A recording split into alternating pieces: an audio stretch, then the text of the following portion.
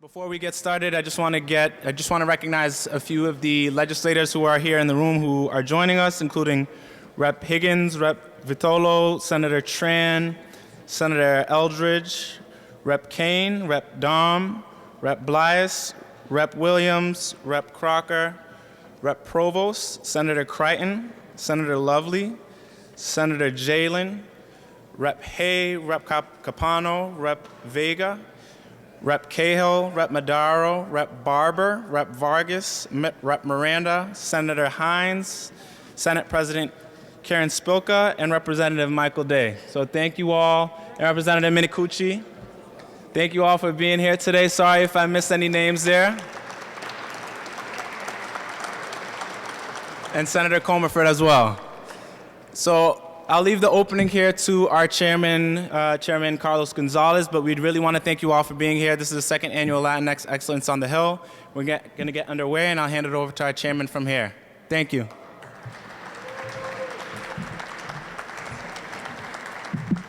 Thank you, Lucas. And Lucas is the executive director of the Massachusetts Black and Latino Caucus. And honestly, I got to say that all these months that we've been working together, he's been an extraordinary, very supportive and excellent executive director, and I just want to thank him for all the kind work that he has done.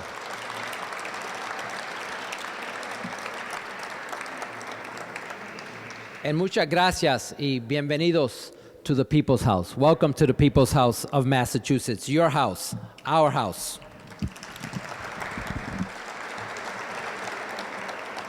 You know, the demographic changes in Massachusetts show a growing Latino population who are making a significant impact in the economy of Massachusetts. By the year 2035, only 15 and a half years away, the statistics show that 1.5 million Latinos will live and call Massachusetts their home. 1.5 million. The Latino community contributions are shaping a new and diverse Massachusetts. Buying homes at record numbers, starting new businesses. We are teachers, principals, doctors, nurses, news reporters, administrators, elected officials, builders and contractors, motivators and motivated to make a difference in our communities for the betterment of the next generation that comes. Today we celebrate you, the trailblazers, the trendsetters, lo mejor de lo nuestro, nuestra comunidad.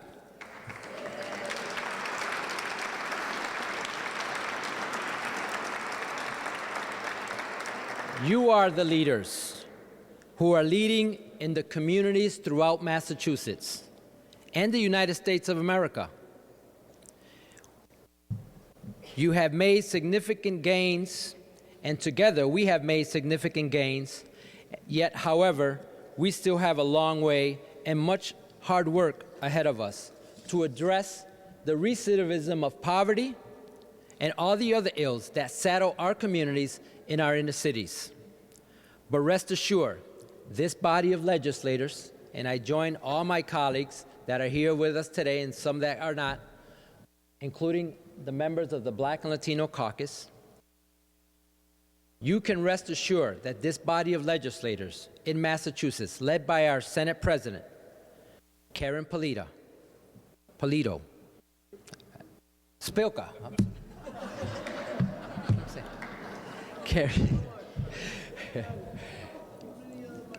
our Senate President, Karen Spilka,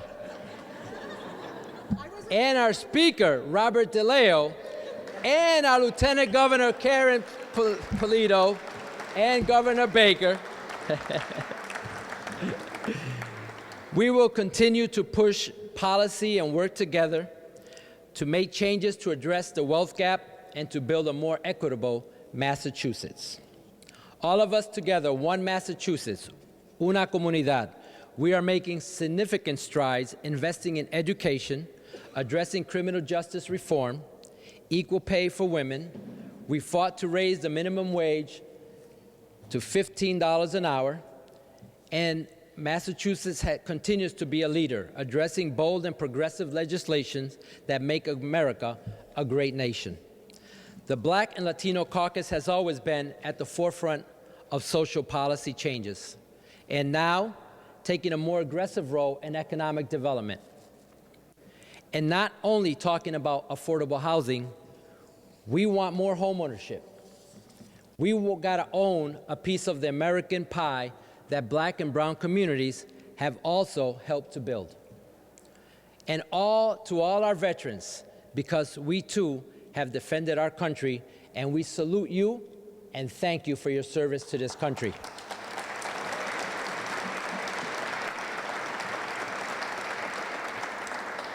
So as members of the caucus, we continue to say that today we establish a new agenda, our agenda, working together with those who champion our causes, but we are at the helm directing the flow of the traffic that leads to new and more aggressive goals, like creating 1,000 new micro businesses in Massachusetts owned by Black and Latino micro business owners. We're looking at more down payment assistance for new home ownership programs for those capable and willing to stay and own their homes in our communities we call home.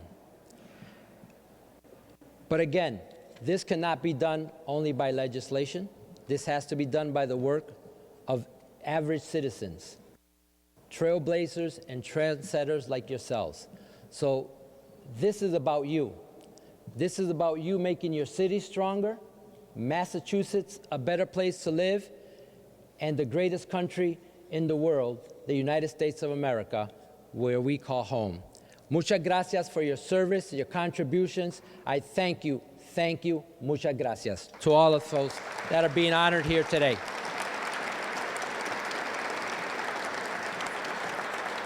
And now, let me introduce my colleague. She is the leader of the Senate, gentlewoman from Ashland, and Karen Spilka.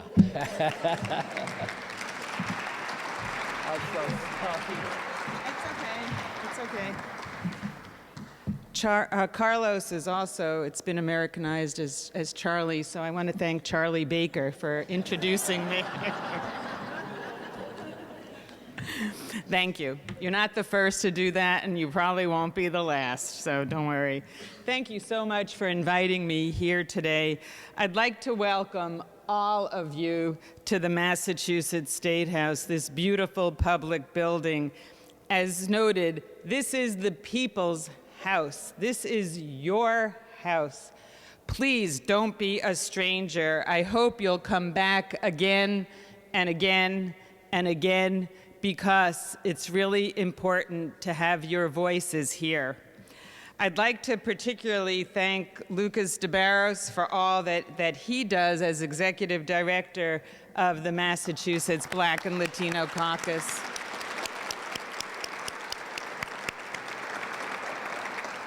He's busy all year round, but thanks especially for putting this event together today and for the next, and looking forward to next year. I'd like to thank Chair Gonzalez and the whole Black and Latino Caucus for all the good work that they do, ensuring that a lot of the issues are front and center on our radar screens, and that they are part of any consideration of what we are doing here in the State House. So thank you so much.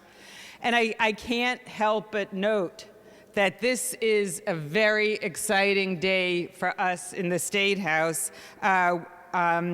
We are celebrating Hispanic Heritage Month with you all today. But we are also celebrating that we are finally debating the Student Opportunity Act today in the Senate. This is a long time coming, and it will make historic changes in the almost 25-year-old education funding formula that I would say are long overdue, but we are taking incredible action. And I'd like to publicly thank my colleague and friend, Speaker Bob Deleo, who will you be hearing from soon, for the collaboration and good work on this bill. The Student Opportunity Act, for those that may not know, and I hope all of you here know because it's really important, represents an unprecedented $1.5 billion investment in our public schools. Yes, woo!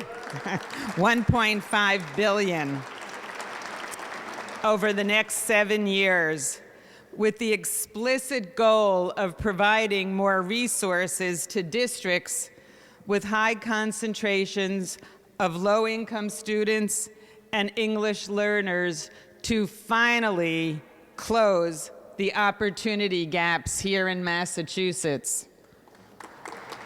Yeah, it's very exciting. As I mentioned, the bill has been years in the making, and we're looking forward to debating it and passing it today in the Senate. So if you're around, feel free to come in on the 4th floor. You can get into the gallery and actually watch the debate. I think it's fascinating, and it'll be very exciting. So I hope that you will join us in the Senate chamber to watch the legislative process in action, and something that I know that all of you find a very important bill. It was the advocacy, the voices of so many, many people that have made this bill a reality. This is your legislative process at work. And that brings me to the biggest message that I want to share with you today, and that is simply, know your power. As noted, the population will grow to more than 1.5 million by the year 2035. 1.5 million, and that will represent more than 15% of the Massachusetts population. This is a trend that we are seeing nationally. You're the future of America. It's as simple as that.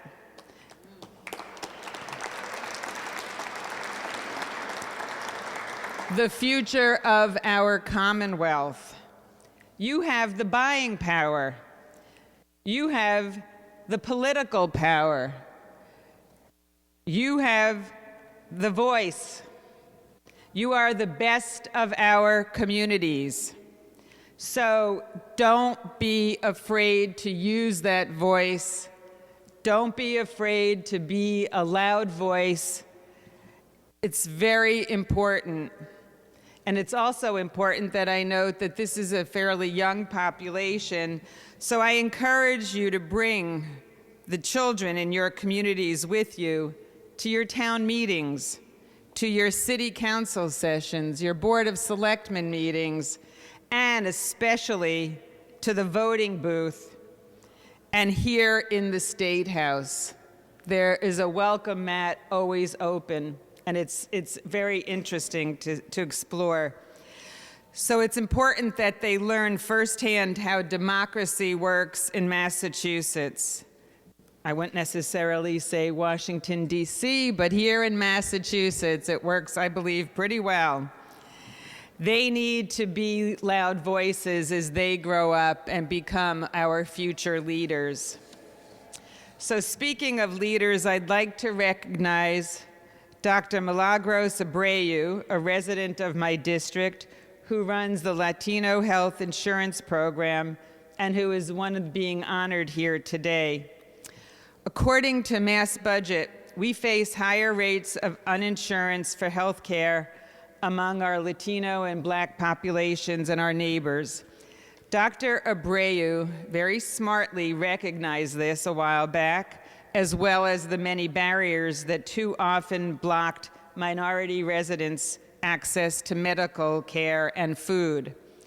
So she has dedicated her career to lowering and getting rid of those barriers, a very noble dedication, through improved health literacy, reduced medical costs, and connections to health facilities, improving the quality of life for residents in many, many communities across the Commonwealth. So to you, Dr. Abreu, I say thank you. Thank you.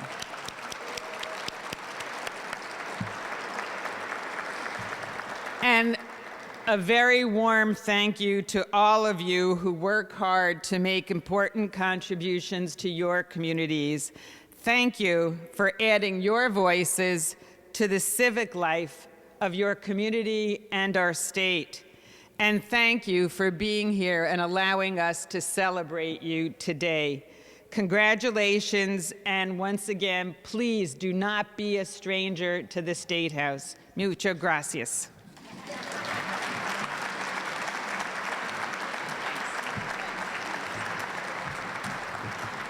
Thank you, Madam President. Thank you so much for your words. And again, I just want to echo what she said, that 1.5 million in by the year 2035, and that is the future of Massachusetts. But with that demographic breakdown comes a responsibility, and our voice has to be heard. And it cannot only be heard in requests, it has to be heard at the voting booth. So we encourage everybody to continue to push our young folks to understand the importance of their voice as we continue to grow here in Massachusetts and abroad. Again, we said this is a partnership, whether it's the Senate, whether it's the House, whether it's the executive branch, our legislators, many that are here today. It takes leadership. It takes leadership at the helm. And bringing many people with many ideas and many voices into one room and coming out with one agenda that supports as many people as humanly possible is not an easy task. So I'm delighted and proud to call him my friend, the person that I call the leader in Massachusetts that continues to fight for the progressive policies that have made Massachusetts a more equitable place for all of us to live. Pound for pound, the greatest speaker in America, Speaker Robert Deleo.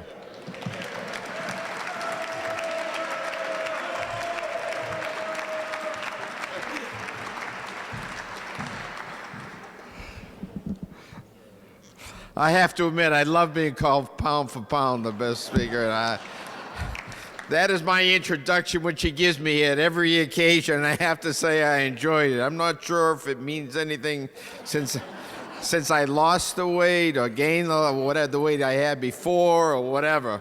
All I know is I really love to hear that. You know, I don't know. I'm very simple. But I always enjoyed, I just enjoyed listening, obviously, to our great Senate President. And it's great to see Secretary Acosta here as well, as always. As today we come together to wish all of you a very happy National Hispanic Heritage Month to you all. And I'm going to attempt to introduce the members of the House because I am impressed by the number of people who are here today, and I hope I get them all. I see Representative Vega, Representative Vargas, Representative Vitolo, I can't read my own handwriting, Representative Santiago, Representative Malia, Representative Allegado, Representative Dome, I can't, Capano. I should just look around and just see who's here, actually. Representative, I see Senator Crichton, who was here today. I always got to make sure I do the Senate, too. Representative Day, Representative Cahill, Representative Donato. Did I get you already, Donato? Sometimes I'm not sure if I see you because, so I just want to make sure that I get Representative Dooley. I see here Representative Kane. I don't know if I had you. Representative Hay, Minicucci, Blay. Did I get you before? Representative Meyer, I think I had. Representative Vitolo, Representative Williams, Representative Moran, and Representative Tyler. How's that?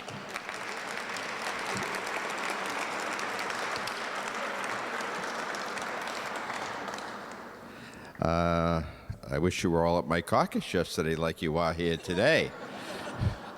But in any case, I have to say, and I mean this sincerely, it's an honor to be here to celebrate the extraordinary men and women of our Commonwealth who enrich our communities every day with their talent, their dedication, and their sheer determination. I have always believed that the diversity of the Commonwealth is one of our greatest assets that we have. Celebrating cultural heritage not only instills a sense of personal pride, events like this allow others to share in that celebration, which fosters understanding and appreciation and makes our state a better place for everyone. The individuals being honored here today have made significant contributions in a wide range of fields, from public health and public safety to small business to community advocacy and more. They have served on the front lines in our communities from Western Mass all the way to Cape Cod, informing us as we draft legislation to tackle the Commonwealth's toughest problems. And I think that if all the messages I might be able to leave today, I think that's one of the most important. That all of you play a very important part in the future of our Commonwealth. And all of you can continue to grow stronger and stronger in terms of your advocacy by sitting down and talking to your state representatives and letting them know of your views and how we can make the Commonwealth a better place to live for everybody. So thank you to honor all of the honorees and all of you and all the honorees for what you do. In particular, I'm pleased to recognize Marilyn Ghazi, who works in my district of Winthrop and Revere. Marilyn, there you are right there. I'm looking all over the place. Marilyn has worked in housing for many years, particularly focused on the areas of foreclosure prevention and predatory lending. Most recently, Marilyn assisted fire victims in Revere who could not afford their original mortgages in combination with the rent for their new home. She treats everyone, and I've witnessed this personally, with the utmost compassion and empathy. Congratulations, Marilyn, for your great work, which I've seen you do day in and day out. And again, congratulations to honoree. It's a pleasure to honor you here today. And thank you to the caucus as well for highlighting these extraordinary individuals. The caucus represents so many important voices of our Commonwealth, and I'm thrilled that this award ceremonies has turned into an annual event. I thank you for having me here today, the best speaker pound for pound in the country. And I please ask that you all enjoy your day at the State House. Thank you so much.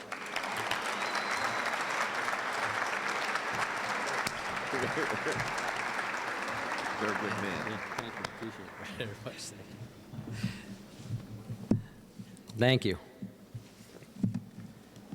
Thank you, Speaker Deleo. Thank you so much. And again, this is an annual event. We'll continue to celebrate diversity of Massachusetts.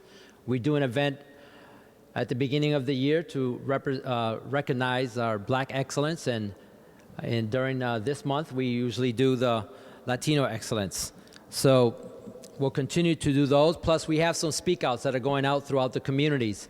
Starting in late October, we'll be out in Springfield and Dorchester and throughout the state of Massachusetts.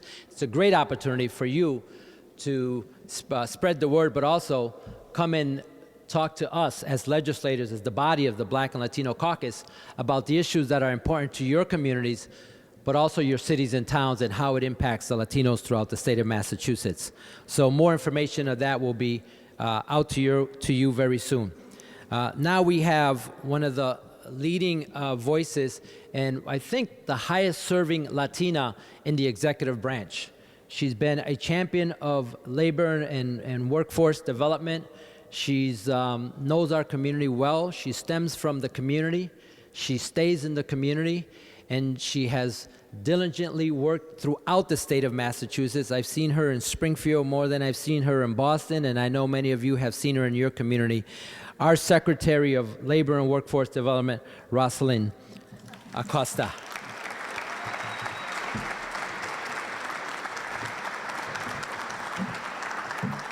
Okay, I must say I'm a little bit hurt, Carlos. You said you just introduced the best speaker in the world, but you didn't introduce the best secretary in the world. So that's okay.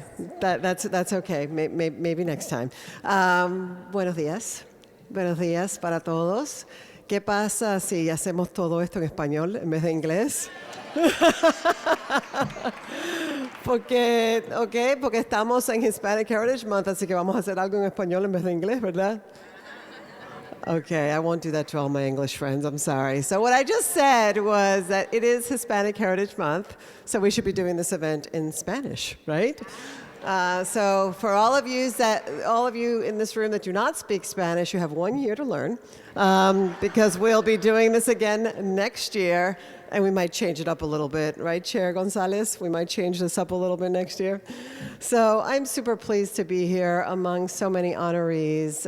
Felicidades a todos. De verdad que what you guys all do in the community is so important, and it's because of you that we have vibrant communities, and it's because of you that we can advance. And I know that your voices are heard by the younger generation, and paying it forward is such a huge responsibility. It is a responsibility that all of us here that are in this gorgeous, gorgeous room, and all of you sitting down in these chairs, you're being honored because of your activism. You're being honored because of the wonderful work that you do for your community and the seeds that you're planting every single day for those that listen to your voices. Let's continue that, because that work never ends. That work, it's work that we have to inspire for the next generation and the next and the next. You know, you heard a lot of statistics about the importance of the Latino community, and I'm not going to repeat all of them because we all use the same ones.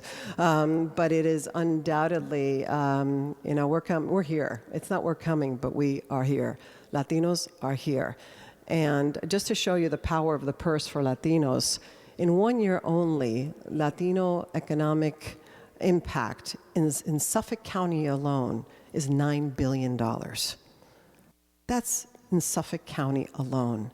So if you think that your presence doesn't matter, if anybody outside of our circles thinks that our presence doesn't matter, then they've got some pretty big reality checks that they have to have. For any employer, whether it's in government, whether it's in nonprofits, whether it's in the private sector that ignores this community, they're doing so at their own economic peril. At this point in our history, where we have more jobs in our economy today, 200,000 job openings and 110,000 people looking for work, we need our population to step up and into that workforce. I spent a whole lot of time doing that. I spent a whole lot of time making sure that we are matching the high-paying jobs that are open today with skilled labor. And we need the training programs, and thankfully our legislature and our governor and our lieutenant governor have really listened this year to the Latino Advisory Commission that was started by Governor Baker. And because of that initiative and because of our legislative friends, we've been able to put millions of dollars into youth programs and workforce training programs this year in this budget. And that will make a difference. So I think Senate President said and Speaker Deleo said, we're very fortunate to be here in Massachusetts. We are insulated from a lot of very ugly noise outside of this state. You know, my story is very simple, and I'll be very brief, but I came to this country when I was 4 years old. And I am the daughter of immigrants. I was born in Cuba. And my parents were both university professors when they immigrated here. They both taught in La Habana. But when they got here, what happens to every typical immigrant, right? No matter what your education level is, no matter what your training was, you find what you can.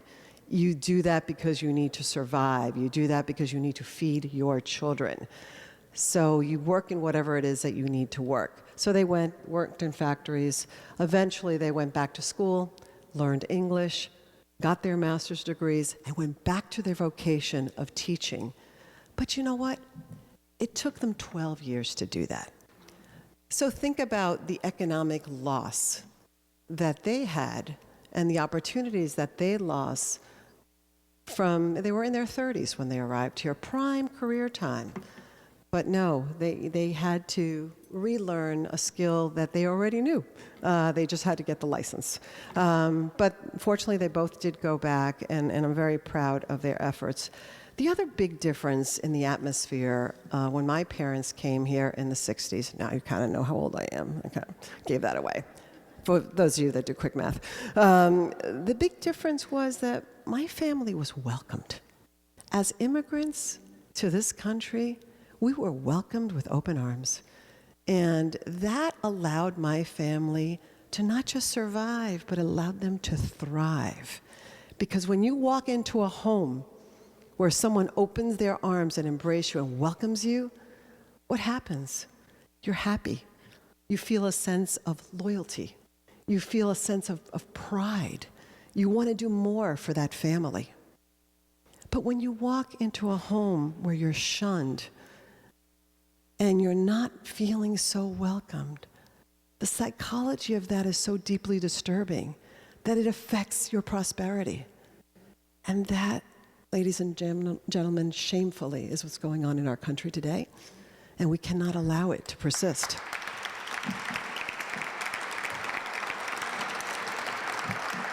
So I just want to thank, again, our honorees. I want to thank you for all the beautiful work that you do in our communities.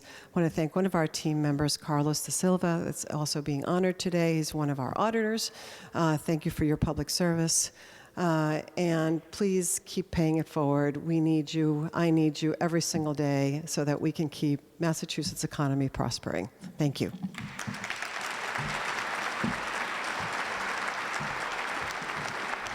Muchas gracias.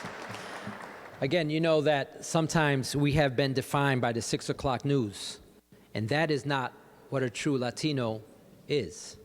So I just want to salute Elizabeth Roman from Springfield, Massachusetts, one of the folks that are being honored today, and a selection of mine that I represent Springfield, Massachusetts, because she is a news editor for one of the Spanish publications, El Pueblo, and also a reporter for the Mass Live and the Republican in the city of Springfield.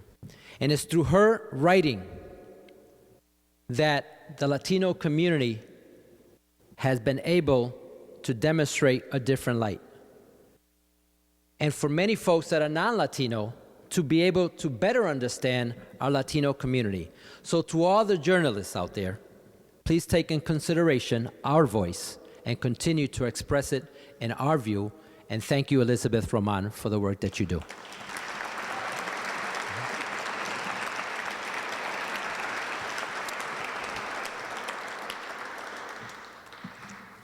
Madalena Gomez, get ready to be inspired.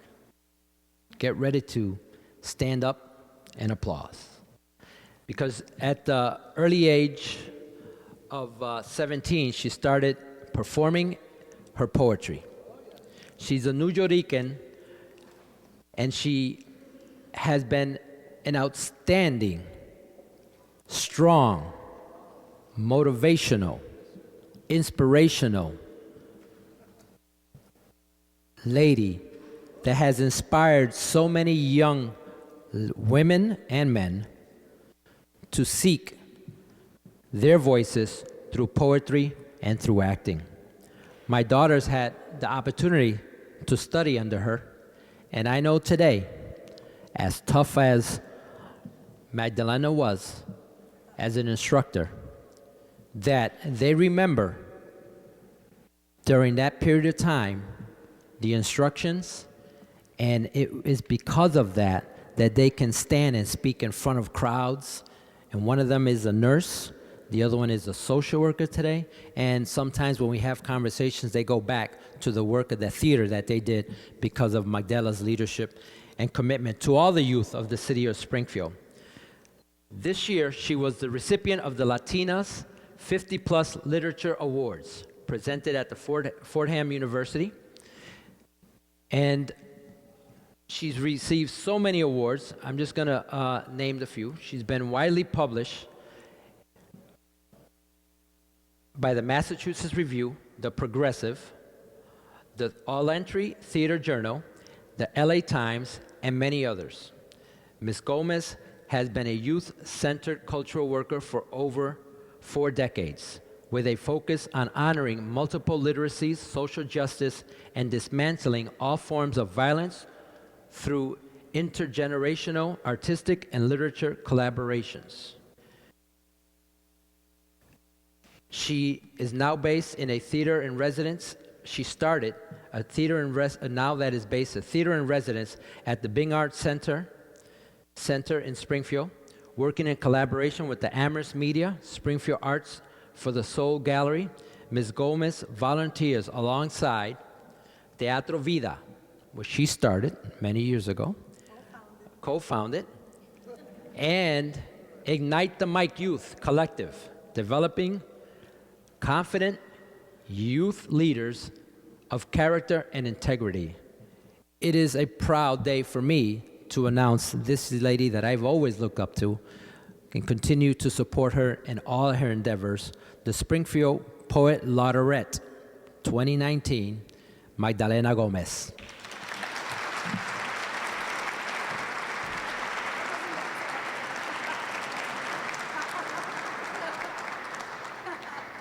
I told him I wasn't that tough. What a beautiful day. I love seeing all my family and friends here. Somos familia. Go back enough. We're all connected. That's right. And I want to thank you, Carlos. Not Charlie, Carlos for me. Representante Carlos Gonzalez for this great honor. And I want to thank all of the people that were involved in making this happen. And that includes the people who set up the chairs. That includes the people who made the food. That includes the people who are behind the cameras. That includes the people who built this building. And that includes the people to whom this land once belonged.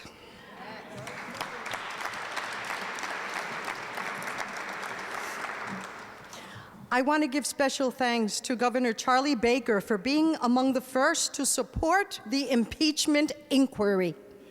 Thank you, Governor Charlie Baker. I think of 15,000 immigrant children in cages on U.S. soil, including an infant who left scars on her mother's breast when pulled from her while she was nursing, and I thank you, Governor Charlie Baker, again. We are the only country in the world who have not signed the United Nations Convention on the Rights of the Child. The last holdouts besides the US were South Sudan and Somalia. They signed on in 2015. When I was 5 years old, my father took me to the Bronx Zoo, where I saw a young snow leopard. We looked into each other's eyes, and even at my tender age, I knew that she was not long for the world because she did not belong in a cage. Like myself, growing up in a climate of violence and feeling trapped in a school that mocked my creative free spirit as irrelevant and disruptive to my education, the snow leopard and I had much in common. It is my first memory of empathy, and it changed me forever. I knew in that moment that my life would be about liberation. I didn't have the word for it, but I knew what I was feeling, and it motivates me to this day. When I hear the term minority, I say, think globally. People of color have never been a minority.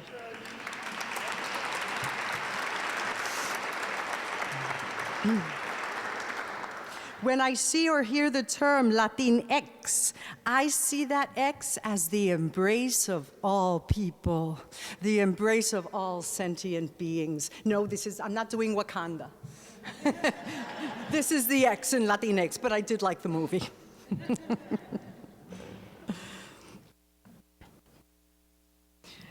And embrace each other is something we must do right now. Now more than ever, we need to embrace each other. And, I don't think of us as separate. For me, it's not Latino month, Black month. Well, where's First Nations month? I'm still waiting for that one.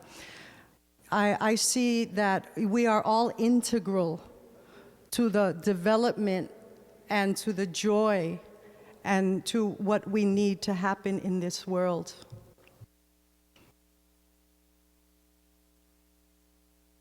We all need to be present to each other, friend and stranger alike, because in the deeper reality of origins, there are no strangers. The late Stephen Hawking's theory of everything takes me to the theory of everyone and the 4 human traits that unite us all. We laugh, we cry, we shit, we die.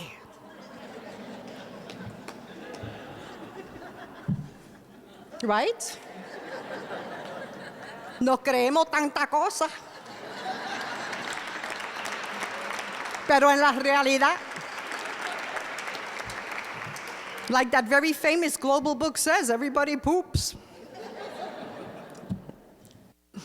We're as complex and as simple, we are as simple as we are complex. And the roots of our genius and our greatness are accessible to all people. My formula is E plus I equals H. Empathy and intuition equals humanity. When they alchemize within us, unconditional love is born. We have taken that word love and we turn it into, I love your shoes. Love is an act of will. It is easy to love the lovable, but it is very difficult to love the unlovable, but love we must, and now more than ever.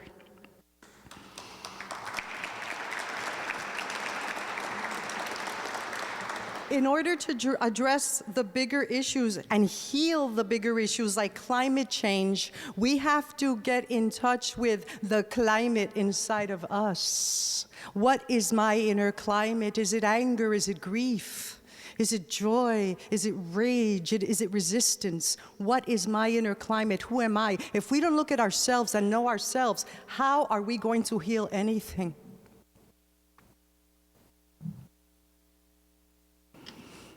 These are horrific times. And what kicks into us is flee or fight. There's another one, unite.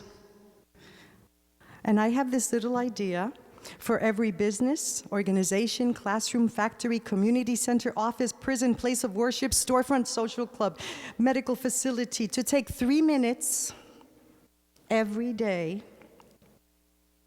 for the workers to connect through the arts. 3 minutes every day to engage actively with art. I've been to MoMA, I've been to the Miró Museum in Barcelona, and this is how people engage with art.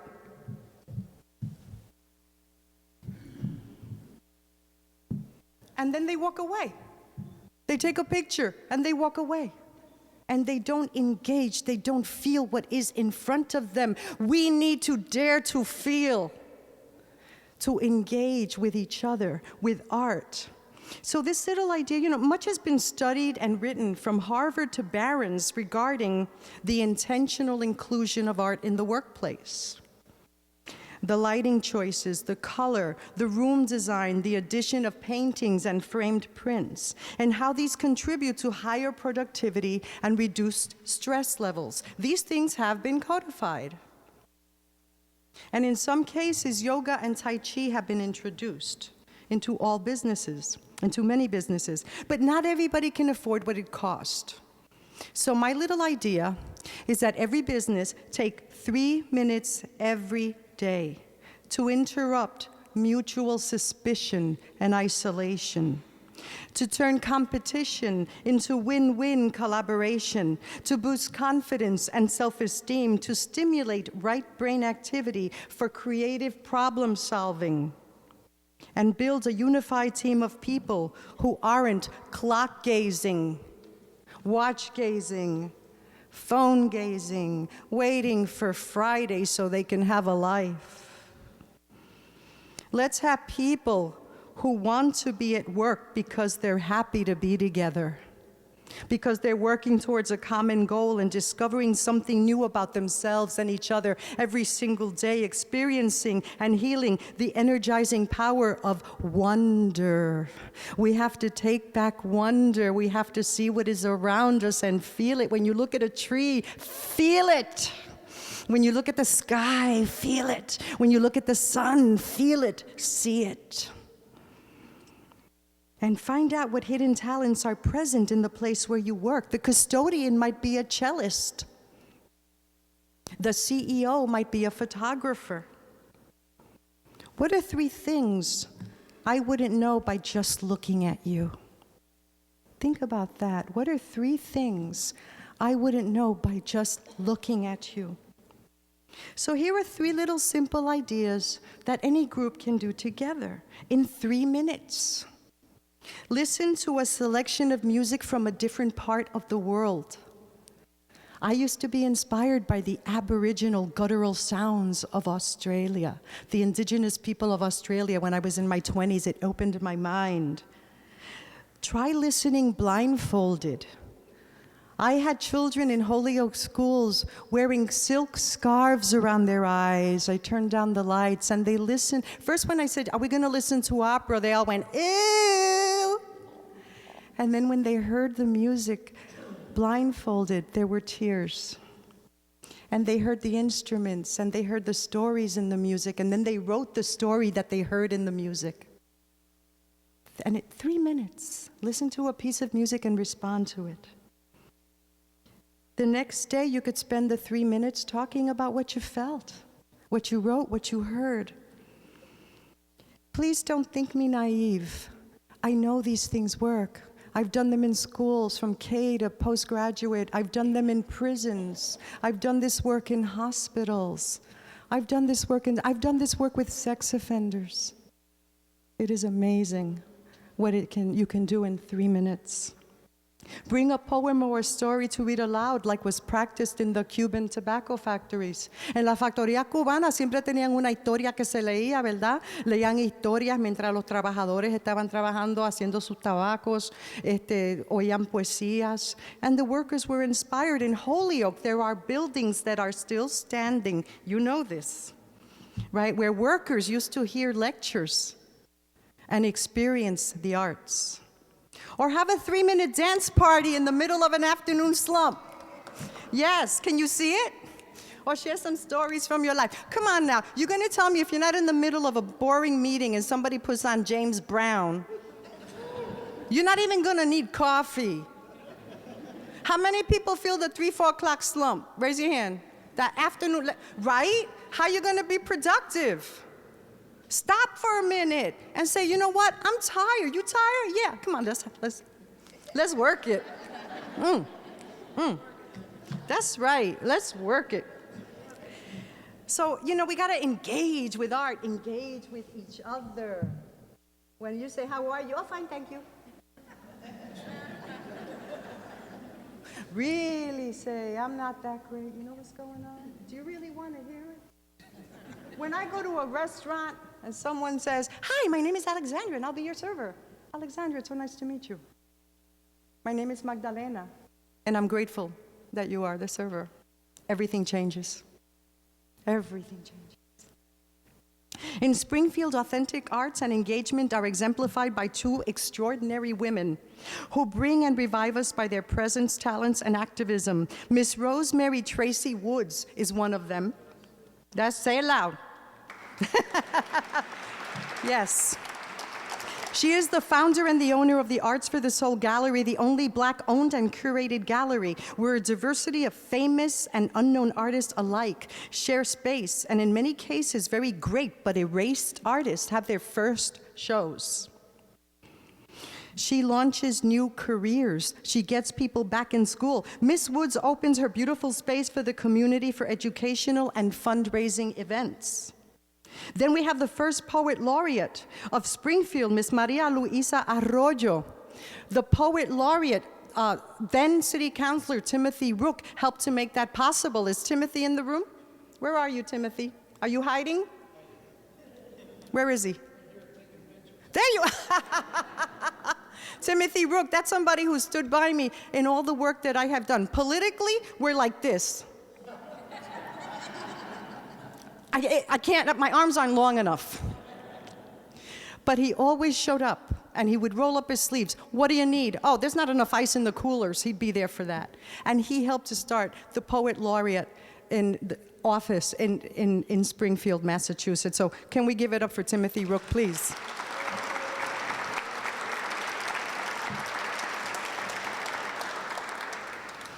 Maria Luisa Arroyo has created countless opportunities throughout our city and region for literacy and education. She has used poetry in collaboration with our libraries, our schools, and our organizations to champion intergenerational literacy, and has inspired and coached many people of all ages to stay in school and earn college degrees.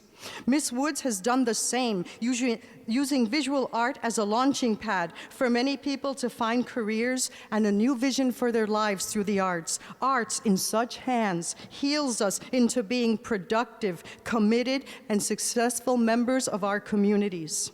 And with the 2 minutes I have left, I am going to close with a poem to my mother, my Puerto Rican, my Boricua mother. Puerto Rican is a colonial in their term. I am not Puerto Rican, I am Boricua, the original indigenous name of my people. My island is called Borican, land of the brave and noble Lord. Be specific, it scares people. I'm not Puerto Rican, I am Boricua. And as a Boricua, I'm gonna read this poem I wrote from my mother. It's very short. Every culture has a dish that takes forever to make, right? For Puertorriqueños boricuas, it is pasteles. So para toda mi gente que están aquí, and this is not just for Puerto Ricans, it's universal because everybody has a dish that takes forever to make. And it's usually the women who make it. Pasteles. Frozen pasteles stuffed into diaper bags move among the neighbors selling for $1 what took 16 hours to make. A trip to La Marqueta, dragging home la compra en carritos. No elevator, top floor, key in the door. Off with the coat, the boots, the scarf, the hat, the gloves. Cafecito to get warm. The washing, the cutting, guaya, guaya, guaya, guaya, guaya, guaya, guaya. The plantains, the boiling, the peeling, the sofrito, guaya, guaya, guaya, guaya, guaya. The mashing, guaya, guaya, guaya, guaya. The shaping, the wrapping, the tying, the stacking, the freezing, the coquita por el ladito. La familia together, Babi Capó, Lucecita spinning on the Victrola. Carlo Galdel secuela. Honorary Boricua, having done his time in Saturday rituals among women en rolos. Untie the string with care. Peel back the banana leaf. Gently, slowly, savor and be nourished deeply into the bone of recuerdo. Ashe. Gracias.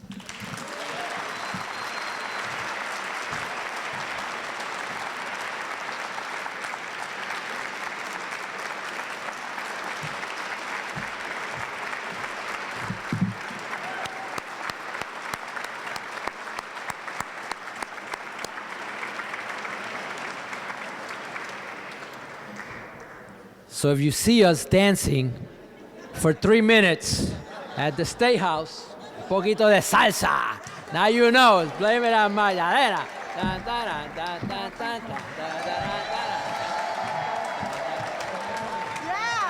you're gonna do it too, right? In your business, in your office, 3 minutes. at a big political meeting. 3 minutes. Boy, we're gonna change Massachusetts, all right. people that are making a significant change in Massachusetts. But before that, let me just honor, I think I saw Representative Peake and Representative Hendricks that came in the room. And also, thank you. And also Senator Lesser. I saw Senator Lesser from Springfield. Okay. Who am I missing? Mike? Oh, so Rep Connolly? Rep Connolly, sorry. Okay, I thought you were pointing. I didn't know. Okay, thank you. People that are making a difference in Massachusetts and moving the program very quickly, I want to have my honored members of the caucus to please come on up, and I want to just call them the Honorable Bud Williams. Come on up. Honorable China Tyler. Come on up. Honorable Frank Moran. Honorable Aaron Vega. Honorable Vargas, Representative Vargas. Nica Eluguardo. Honorable Representative Nica Eluguardo. Representative John Santiago. Representative Russell Holmes. In the room.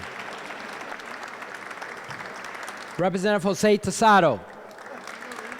Come on up here.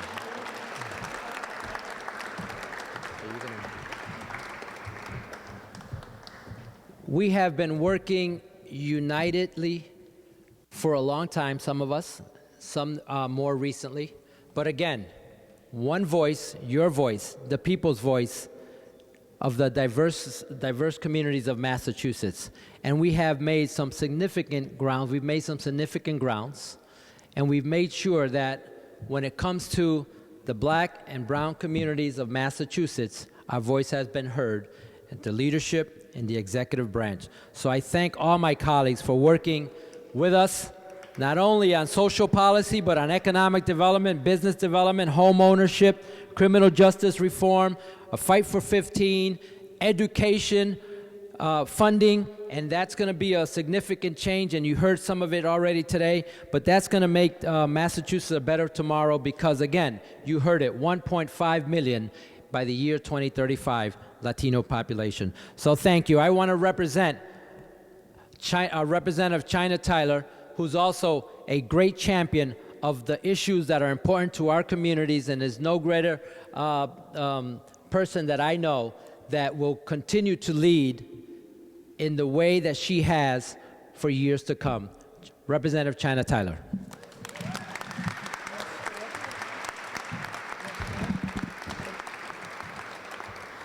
So we are so proud to be able to celebrate Latinx Day, and also our Representative Madaro's here too. I'll try to help as I see people coming in. We're so proud to be able to celebrate today's day because we know that it's the foundation of who all our honorees stand on. And if I know some pretty amazing Latinx people in my community, there's some fired up people. And we're, again, so honored to be able to celebrate them. So what I'll do simply is read the names. And as I read your name, I'd like you to come up, receive your citation. And do you like them to stay here? Yes. And if you would be so kind to stay here, we'd like to take a group picture after. Oh, so we'll take a photo after. So stay here, and we will all travel together to the grand staircase to take a photo. All right? All right, so first is Socrates Abreu, nominated by Representative Liz Maya from Jamaica Plain.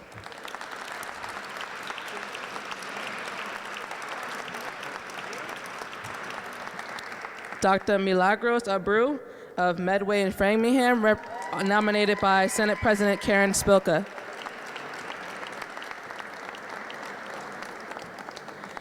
Millie Brahe Thomas of Brookline, nominated by Representative Tommy Vitolo.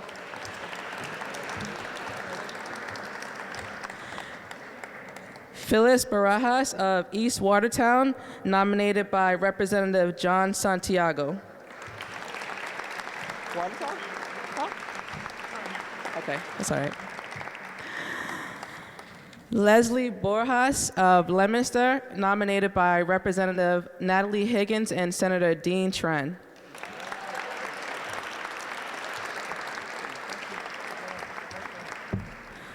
Dennis Bourne of Norfolk, who was nominated by Representative Dooley. All right. Jose Berja of Weymouth, who was nominated by Senator Patrick O'Connor.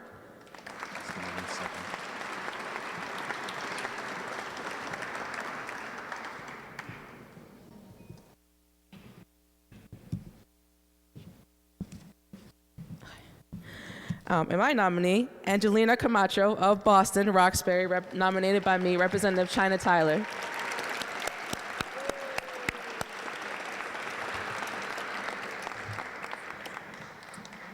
Carlos Castillo of Dorchester, nominated by Representative Liz Malia.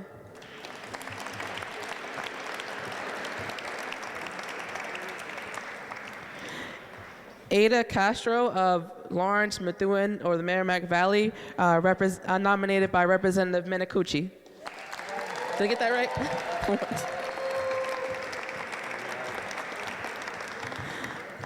Lucy Cacciardo of Salem, who was nominated by Senator Lovely.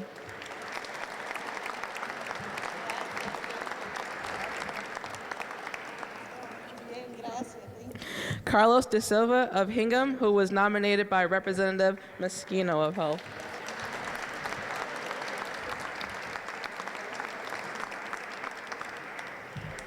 Jose Escribano Jr. of Springfield, who was nominated by Representative Bud Williams.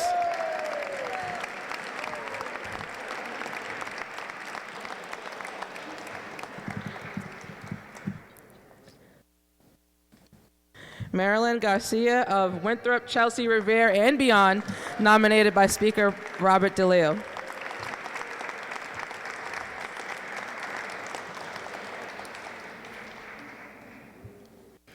Madalena Gomez of Springfield, who was nominated by Representative Carlos Gonzalez.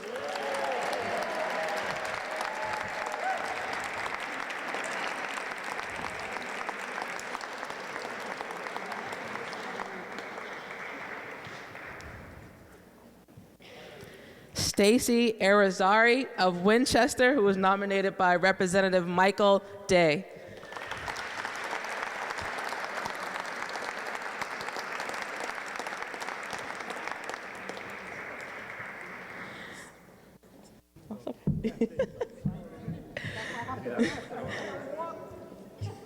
Doris Lataverde of Air, who was nominated by Senator Jamie Eldridge.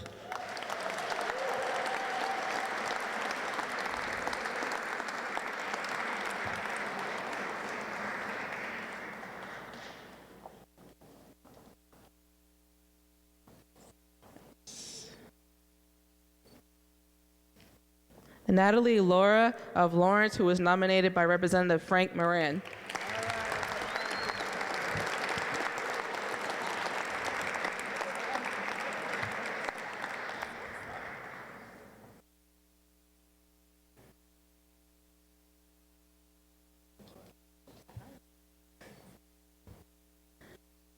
Waleska Hugo de Jesus of Springfield in the Pioneer Valley, who was nominated by Senator Eric Lesser.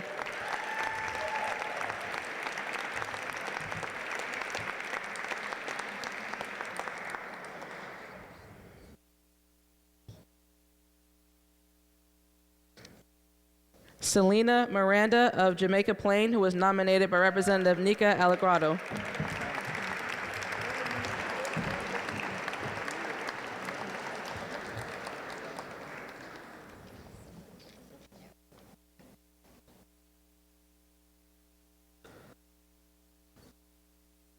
Jason Molina of Shrewsbury, who was honored by Representative Hannah Kane.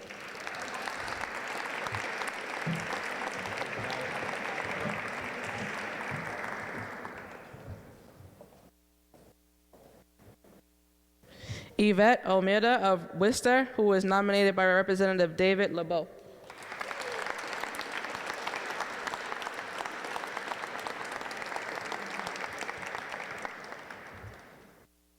Jose Palma of Lynn, who was nominated by Senator Brendan Crichton.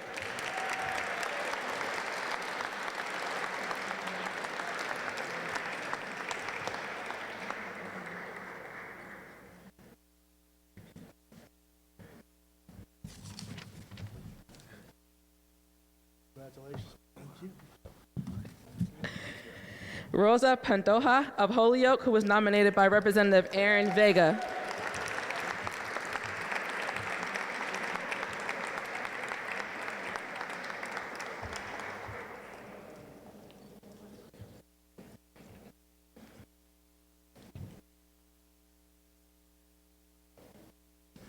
Renata Piva of Hyannis, who was nominated by Representative William Crocker.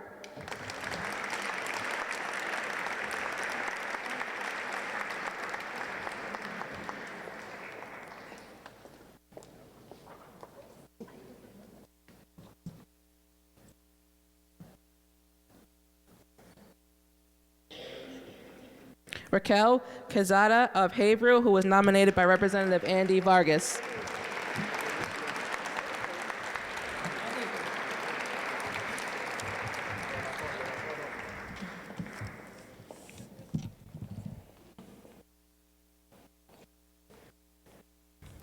Francine Rodriguez of Amherst and Belchertown, nominated by Representative Dom and Representative Whips.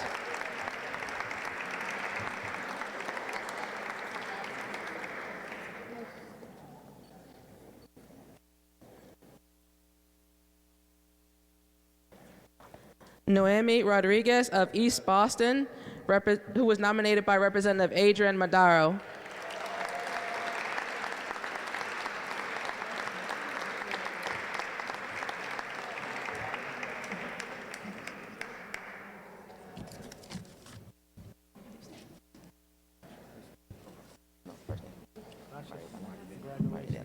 I just want to make sure I'm getting names enunciated correctly because people always enunciate my name wrong and I don't like it. So Maridana Rojas of Boston, who was nominated by Senator Nick Collins.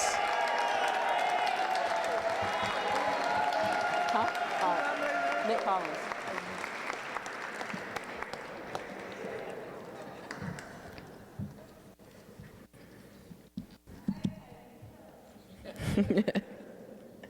Elizabeth Roman of Springfield, who was also nominated by Representative Carlos Gonzalez.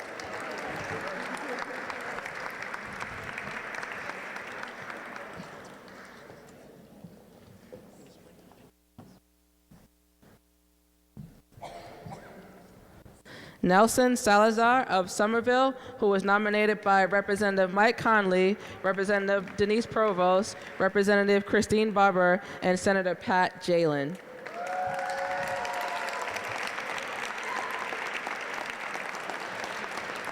I gotta see in Spanish. It's real bad.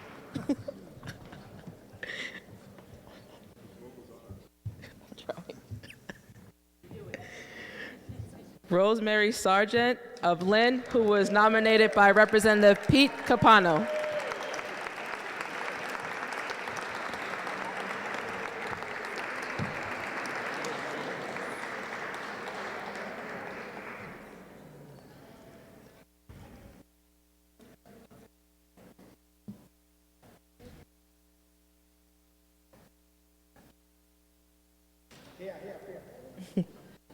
This is important. Francisco Torres of Fitchburg, who was nominated by Representative Stephen Hay. Rep, come over.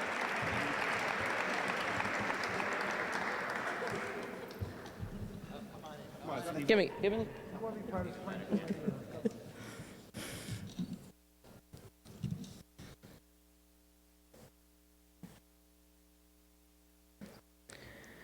Carolina Trujillo of Lynn, who was nominated by Representative Dan Cahill. Congratulations.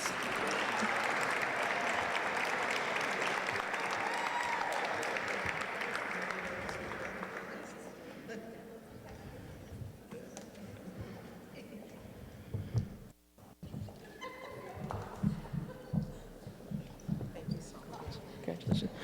Lawrence City Council President Kendrys Vasquez of Lawrence, who was nominated by Senator Barry Feingold.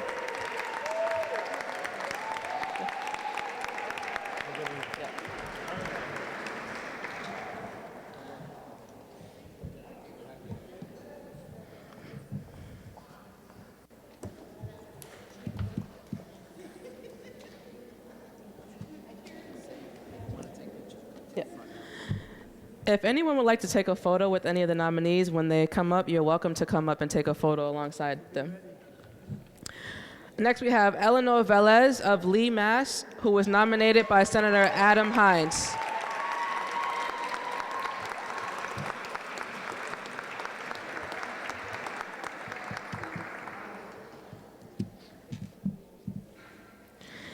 Adrian Ventura of New Bedford, who was nominated by Representative Hendricks.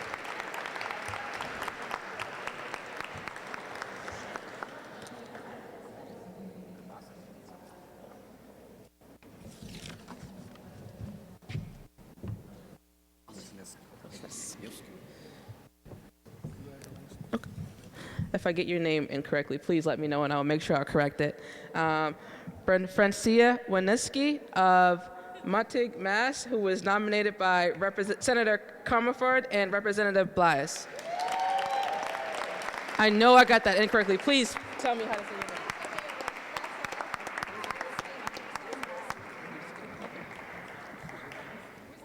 your name. Wisniewski. Sorry about that. Congratulations.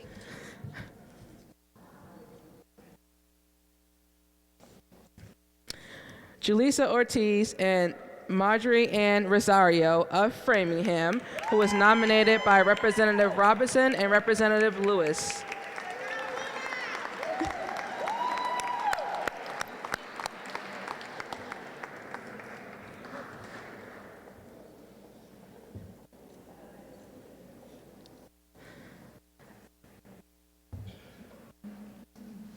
Wendy Estrella of Methuen, who was nominated by Senator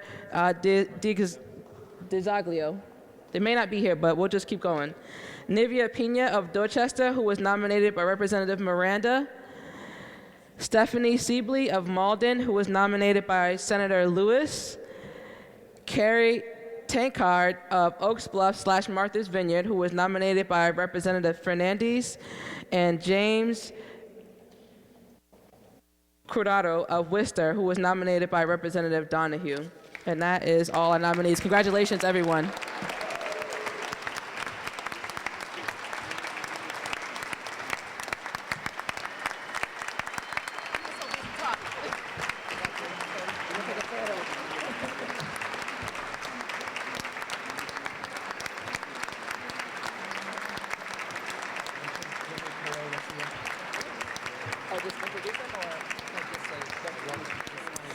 And also a big welcome from the mayor of Brockton, Jimmy Perea. Running for mayor for Brockton, Mr. Jimmy Perea.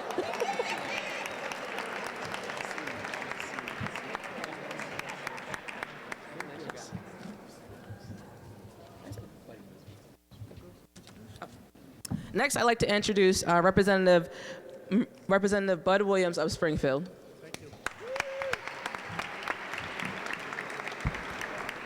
Thank you.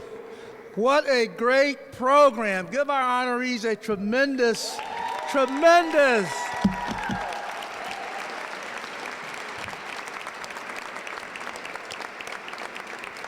And our keynote speaker, Springfield's own, give her another big hand. Come on. They asked me to do closing remarks. I will be quick. If you've ever been to a Baptist church and you're the minister and you're the last person between them and the buffet, you know you got to get in and get out. It's been said, what a day. But I'm going to focus for about 2 or 3 minutes on where we are now in this country's rich history. There's an evil tone being set by number 45. Very evil tone who has messed up the dialogue and the conversation and convoluted trying to remain history. When he talks about let's make America great again, we all know what he means. Let's go back to the good old days. Now we know that the island of Puerto Rico succeeded in about 1898 as a result of the Spanish-American War going on. They were a port that many nations used. In about 1900, they were occupied by this country. Then in about 1917, they're made citizens. Why were they made citizens? Well, there was a kind of a war going on at the time. World War I was going on. So they passed the Jonah-Schaffer Act, which was similar to the emancipation, what Lincoln did during the Civil War, so blacks could fight. They did that in 1917 so Puerto Rican people could fight in the war. What a coincidence. And let me tell you, Puerto Rican people are not immigrants. They're not immigrants.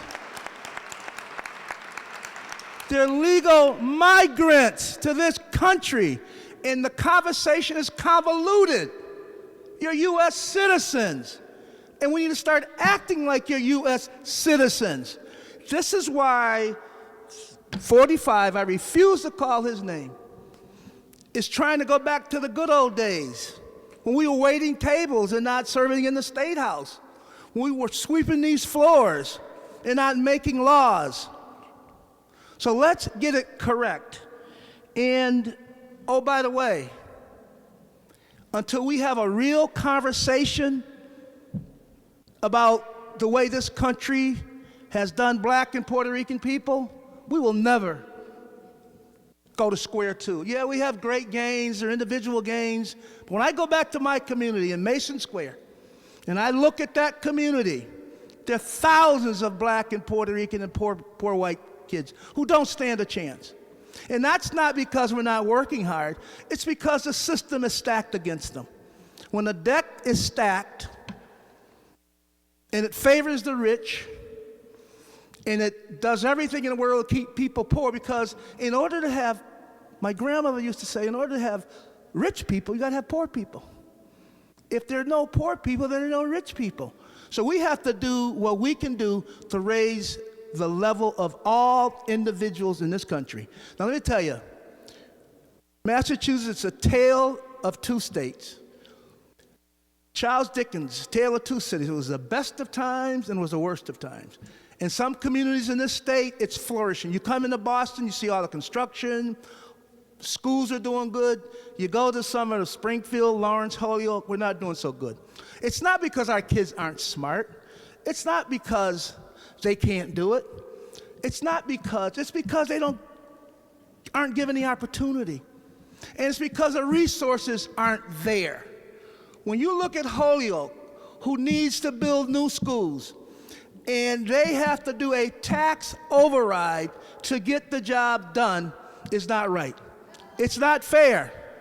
It's not right, it's not fair. So I'm sending a message. And oh, by the way, there's something going on now in this country that's called the census. And the Republicans are going to use everything in their power not to count people of color. It's by design. They're going to court in every state. And in Florida just said, if you've been in prison in Florida, you have to pay a poll tax. That means you have to pay to vote, which should be unconstitutional. Every state, they're going to come after us hard, fast, and furious. They mean business. And we have to mean business too. We have to count all over this country. Because if we don't, they had a guy who wrote a great book.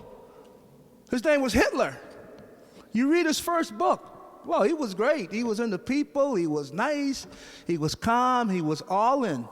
And he turned out to be very, very bad. So you can't believe every book you read. Every book you read, you can't believe. We need to count. It's very important. We have to reach out all over this country. And, oh, by the way, when are we ever really going to help the island of Puerto Rico? When are we really going to really put our muscle there and stop talking and taking photo ops and get down there and give the people what? There's some people who still don't have water, still don't have electricity. That's not right. And, oh, by the way, they belong to America. They don't belong to Russia. They don't belong to China. This island belongs to us. Why don't we start treating it like it belongs to us? It's a damn shame that this is still going on. In this day and age, in the richest most powerful country in the world. That's what 45 says. But we can't seem to find the resources to go in and get the job done. We need to press on. We have to get serious. We got to get some energy, and we have to mean business. But let me tell you, 2020 is going to be a battle. And right now, it's favoring Trump.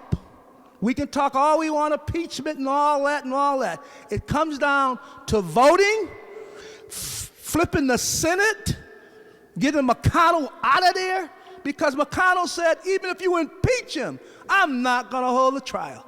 And the Senate has the final say. McConnell's already said it. So let's get busy. Let's call home. Let's call all over this country, because 2020 is going to be hell in America. They're coming after us. And Massachusetts has been one beacon state that we stand up for the poor people in this Commonwealth. All the legislators, led the Black Caucus by my dear chairman, Carlos Gonzalez. I didn't mean to get serious, but we have work to do. We have work to do. So thank you again. Congratulations. Thank you.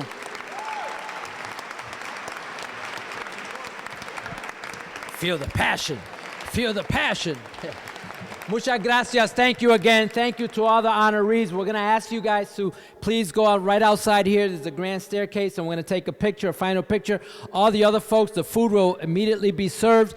Everybody's welcome to stay with us and take more pictures after we take the group picture. Muchas gracias. Thank you very much for all of you. We're going to wait some food until the honorees come back. Just start serving food. Oh, Carlos, do you mind taking a photo?